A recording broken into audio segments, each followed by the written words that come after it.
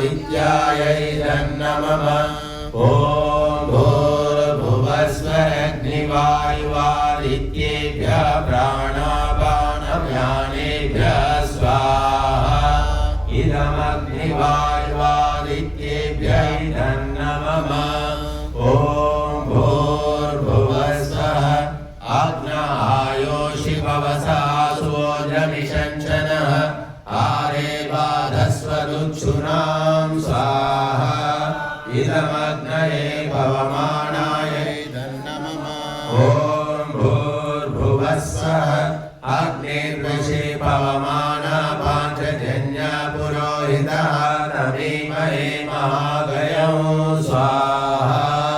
इदमग्नये पवमानाय नमः ॐ भूर्भुवस्वः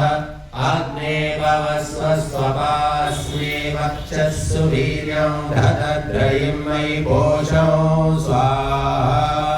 इदमग्नये पवमानाय नमः ॐ भूर्भुवस्वः प्रजापतेन त्वदेतान्यो विश्वायातानि परिता बभूव यत्कामास्ते युमस्तन्नो अस्तु वयं स्याम पतयोरयीनां स्वाहा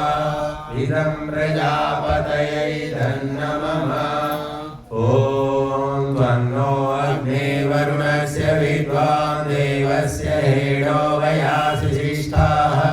यदिष्ठो वैनितमाशो शुचानो विश्वाद्वेषांसि प्रमुमुग्ध्यस्म स्वाहा इदमग्नि वरुणाभ्यां नमः ॐ सत्वन्नो अग्नेयमो भवति नेदिष्ठो अस्यावुषसो व्युष्टौ आवयक्ष्वनो वरुणं रराणो वीमृळीकं सुहवो नयेति स्वाहा